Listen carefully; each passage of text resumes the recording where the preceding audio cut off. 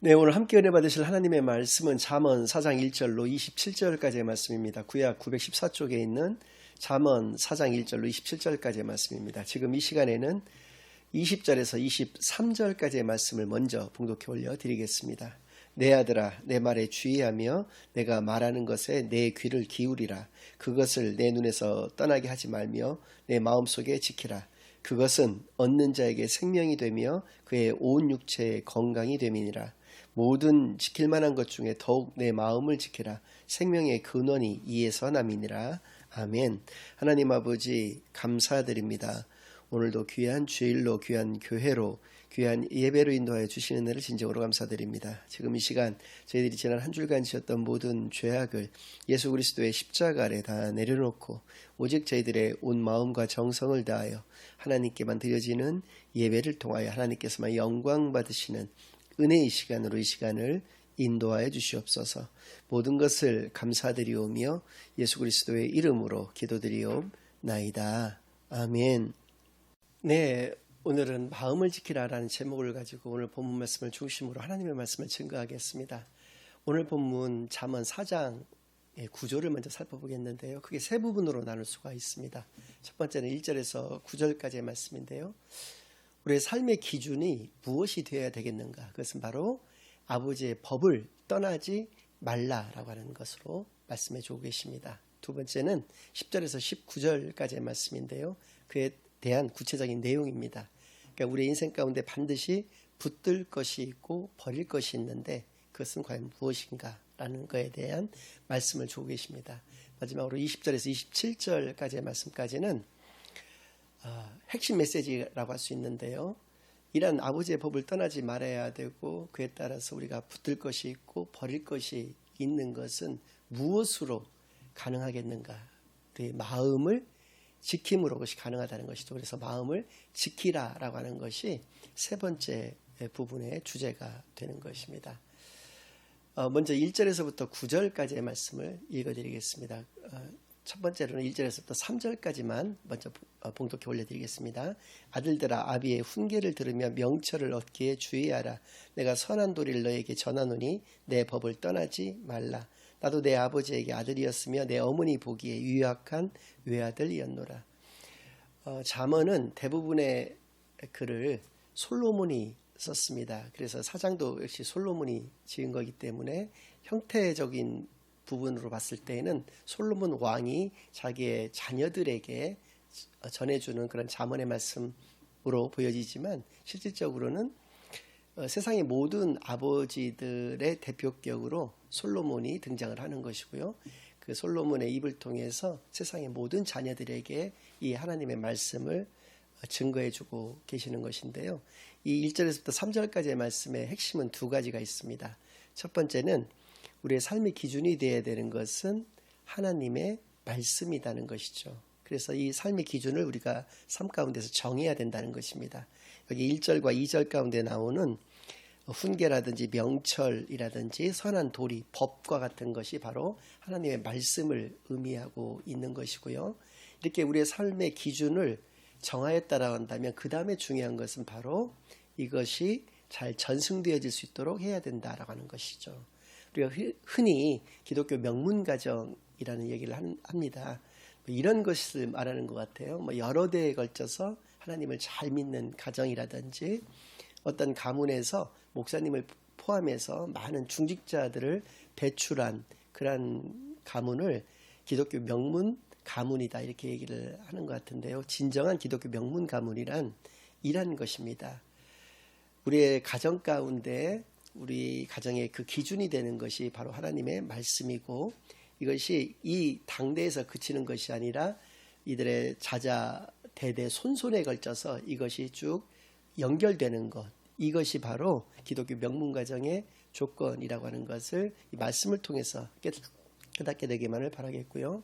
4절에서부터 6절 전에 먼저 7절에서 9절까지를 먼저 좀 읽어드리겠습니다. 지혜가 제일이니 지혜를 얻으라. 내가 얻은 모든 것을 가지고 명철을 얻을지니라. 그를 높이라. 그리하면 그가 너를 높이 들리라. 만일 그를 품으면 그가 너를 영화롭게 하리라. 그가 아름다운 관을 내 머리에 두겠고 영화로운 면류관을 내게 주리라. 네, 지혜가 제일이라는 것입니다. 지혜가 바로 으뜸이라는 것인데 그 지혜를 얻기 위해서는 우리가 아무리 많은 것을 가지고 있다 하더라도 그것을 다 써서 다 사용해서 지혜 하나만을, 명철 하나만을 얻게 된다고 하더라도 그렇게 해야 된다라고 하는 것을 말씀하여 주시는 것이죠. 그러니까 지혜를 굉장히 강조해 주시는 것인데요. 성경에서 말씀하시는 지혜라는 것은 예수를 그리스도로 아는 것, 예수를 그리스도로 믿는 것을 바로 지혜라고 말씀하고 계십니다. 그래서 지혜의 또 다른 표현은 예수 그리스도가 되는 것입니다. 그래서입니다. 4절에서 6절까지의 말씀 가운데에서는 그렇다면 그 하나님의 자녀된 그 자녀의 그 자세는 어떠해야 되겠는가라고 하는 것을 말씀해 주고 계시는데요. 아버지가 내게 가르쳐 이르기를 내 말을 내 마음에 두라. 내 명령을 지키라. 그리하면 살리라. 지혜를 얻으며 명철을 얻으라. 내 입의 말을 잊지 말며 어기지 말라. 지혜를 버리지 말라. 그가 너를 보호하리라. 그를 사랑하라. 그가 너를 지키리라.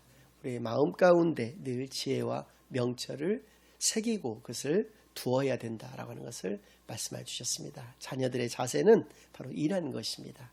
지혜와 명철을 우리의 마음 가운데 늘 새기며 그것을 간직하고 그것을 항상 두는 것, 그리고 그 마음대로 우리가 살아가는 것을 바로 우리 자녀된 자들의 자세로서 가져야 될 것임을 분명히 말씀해 주신 것이죠.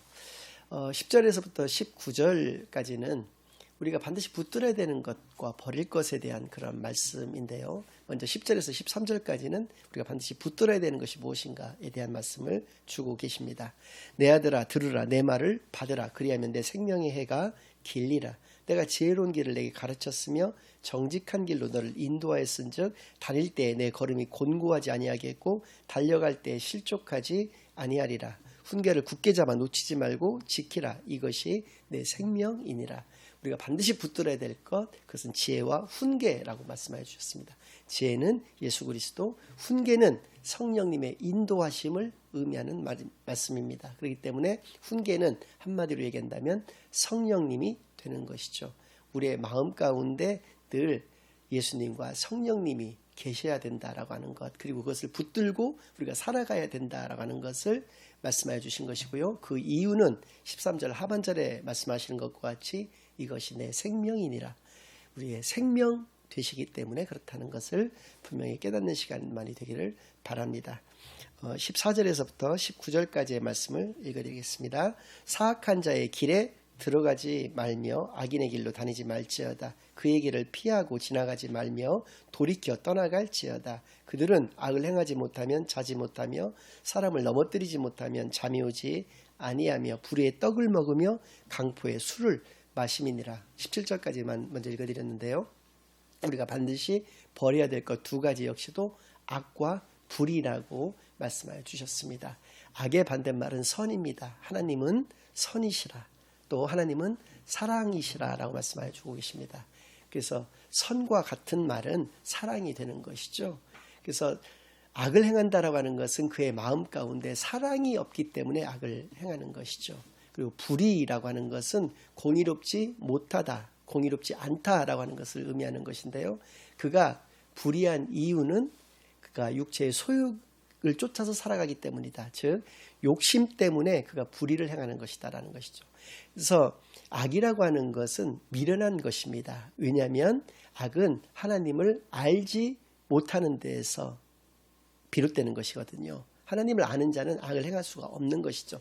그래서 하나님을 알지 못하는 그 미련 때문에 악을 저지르는 것이고요. 불의라고 하는 것은 나의 욕심 때문에 저지르는 것이고, 이 악과 불의는 반드시 내 삶 가운데서 버려야 되는 것임을 분명하게 말씀하여 주신 것입니다. 18절에서 19절까지는 의인의 길이 있고 악인의 길이 있는데 그 길은 어떠한 길인가를 말씀해 주고 계시는데요. 의인의 길은 돋는 햇살 같아서 크게 빛나 한낮의 광명에 이르거니와 악인의 길은 어둠 같아서 그가 걸려 넘어져도 그것이 무엇인지 깨닫지 못하느니라. 의인의 길은 빛나는 어떤 길이라는 것이죠. 그래서 그는 그의 삶은 빛나는 삶이 되는 것이다 라는 것이죠. 그러나 악인의 길은 어둠의 길이고 어둠의 삶 가운데서 살아갈 수밖에 없다. 거기서 나오는 크게 두 가지 문제점이 있는데 그것은 바로 그것을 악인의 길을 걸어가는 사람은 그것을 깨닫지 못한다는 것입니다. 그러니까 계속 걸어갈 수밖에 없는 것이죠. 두 번째는 어떤 수렁에 빠진 것과 같이 헤어나올 수가 없다. 빠져나올 수가 없게 된다는 것이죠. 그러니까 악에 점점 이렇게 습관화가 된다라고 한다면 거기서 빠져나온다라고 하는 것은 굉장히 어렵게 된다라고 하는 것이 참 문제인 것이죠. 그래서 우리의 삶 가운데서 반드시 붙들어야 되는 것, 지혜와 훈계, 우리의 삶 가운데서 반드시 버려야 되는 것, 바로 악과 불의인 것을 분명히 이 말씀들을 통해서 깨닫게 되기만을 바랍니다. 20절에서 27절까지의 말씀은 그래서 우리의 마음을 지켜야 한다는 것이죠. 그래서 마음이란 무엇인가 한번 생각을 좀 해봤습니다. 세상적으로는 여러 가지 표현들이 있습니다. 용법들이 다양하더라고요. 마음을 쓰다, 마음을 주다, 마음을 받다, 마음을 먹다 등등의 많은 표현들이 있습니다. 성경에서는 이 마음에 대해서 한 가지로 분명히 말씀해 주고 계시는데 그것은 바로 속사람이라고 말씀해 주신 것입니다.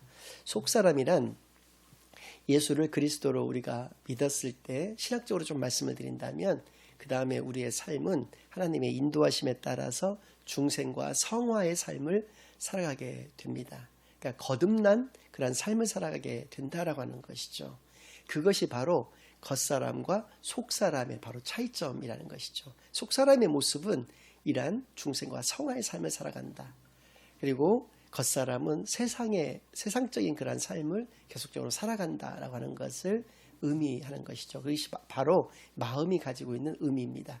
이렇게 마음을 지키는 네 가지 방법이 있다라고 20절에서 27절까지는 우리에게 말씀을 해주고 계시는데요. 그것은 귀와 입과 또 눈과 발이다라고 이렇게 말씀해 주십니다. 그래서 먼저 20절 말씀은 우리의 귀에 대해서 말씀해 주고 계시는데요. 제가 읽어드리겠습니다. 내 아들아 내 말에 주의하며 내가 말하는 것에 내 귀를 기울이라.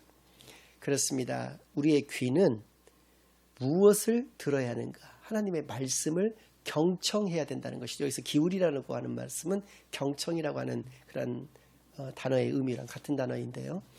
우리는 항상 하나님의 말씀에 귀를 기울여야 된다. 하나님의 말씀을 경청해야 되는 그런 자들인 것을, 그리고 그것이 우리의 마음을 지키는 바로 첫 번째 방법인 것을 분명히 말씀해 주신 것이죠. 또 21절, 25절 두 절을 통해서는 우리의 눈은 어디를 향해야 되는가라고 말씀하고 계십니다. 그것을 내 눈에서 떠나게 하지 말며 내 마음속에 지키라. 또 25절은 내 눈은 바로 보며 내 눈꺼풀은 내 앞을 곱게 살펴라고 말씀하고 계십니다. 귀는 한 절에 걸쳐서 말씀하고 계시고 이 눈에 관해서는 두 절에 걸쳐서 말씀하시는 이유가 따로 있습니다. 그것은 바로 귀는 우리가 어떤 소리를 들을 때 우리가 선택해서 들을 수는 없지 않겠습니까? 그러나 우리가 선별해서 들어야 된다는 것이고요.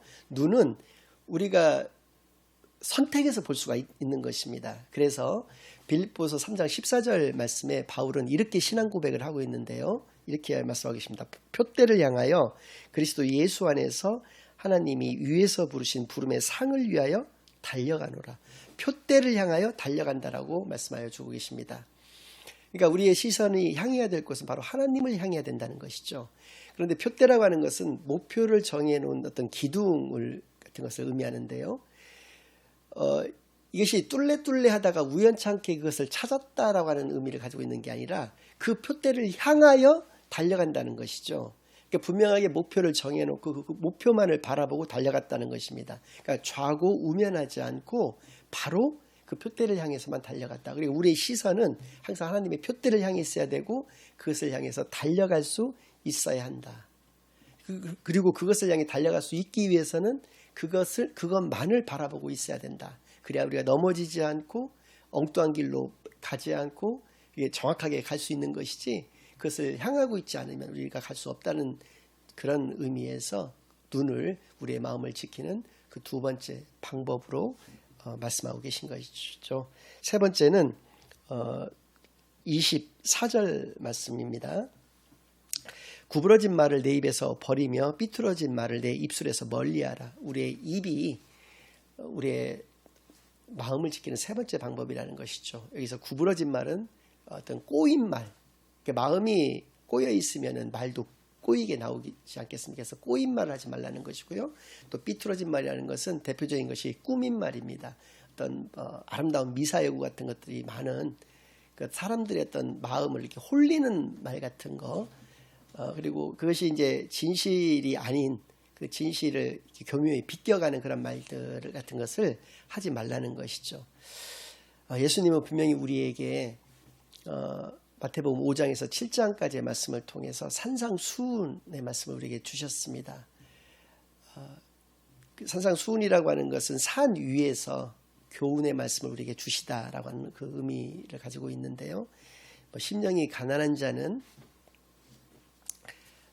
천국이 그들의 것이며부터 시작을 해서 7장의 이제 마지막 부분까지 하나님께서 우리에게 교훈의 말씀으로 삼을 것을 주셨는데, 이러한 그 말씀들이 바로 우리의 입에서 사용되어야 될 그런 언어이고 말인 것을 분명히 깨닫게 해주십니다.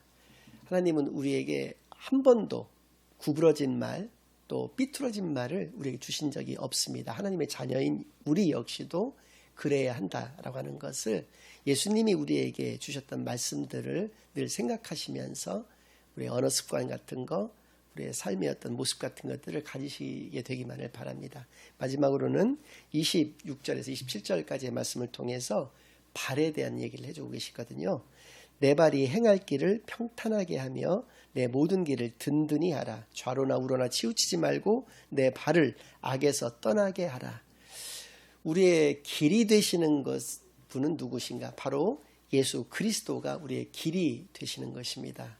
그래서 우리의 발은 늘 그 길을 향하고 있어야 되고 그 길을 걸어야 한다라고 하는 것이죠.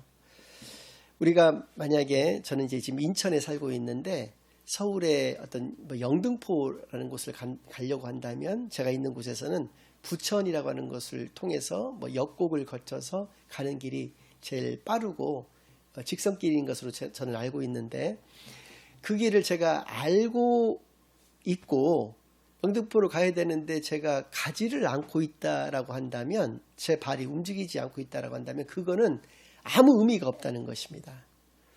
내가 알고 있고 그 길을 가야만 된다라고 한다면 내 발이 그 길을 가야 되는 것이죠. 더군다나 그 길을 평탄하게 하고 든든하게 하라고까지 말씀하여 주셨기 때문에 이것은 우리의 삶의 방향을 의미하는 것이죠. 정확하게 우리의 방향을 정했다라고 한다면 그 길을 묵묵하게 또 아주 거침없이 나아가야 되는 것임을 분명히 말씀해 주신 것입니다.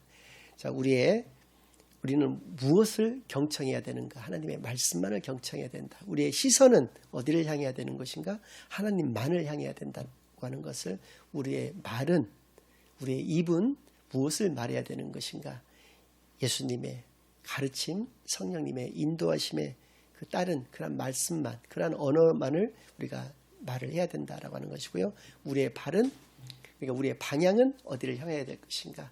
늘 하나님만을 향해서 예수님이 걸어가셨던 그 길을 걸어가는 저와 여러분이 되셔야 하는 것을 분명하게 말씀을 통해서 깨닫게 되기를 바랍니다. 그래서입니다. 22절, 23절 말씀을 통해서 우리가 이렇게 마음을 지켜야 되는 이유가 무엇인가 분명하게 말씀해 주고 계시는데요. 마지막으로 22절, 23절 말씀을 읽겠습니다. 그것은 얻는 자에게 생명이 되며 그의 온 육체의 건강이 됨이니라. 모든 지킬 만한 것 중에 더욱 내 마음을 지켜라. 생명의 근원이 이에서 남이니라. 우리가 마음을 지켜야 되는 그 이유는 그것이 바로 우리의 마음이 생명의 근원이 되기 때문이다. 과연 우리의 마음이 바로 그 예수님의 마음인지를 늘 되돌아보면서 또 늘 새기면서 살아가시는데 부족함이 없는 저와 여러분이 되시기만을 예수 그리스도의 이름으로 간절히 축원합니다. 아멘.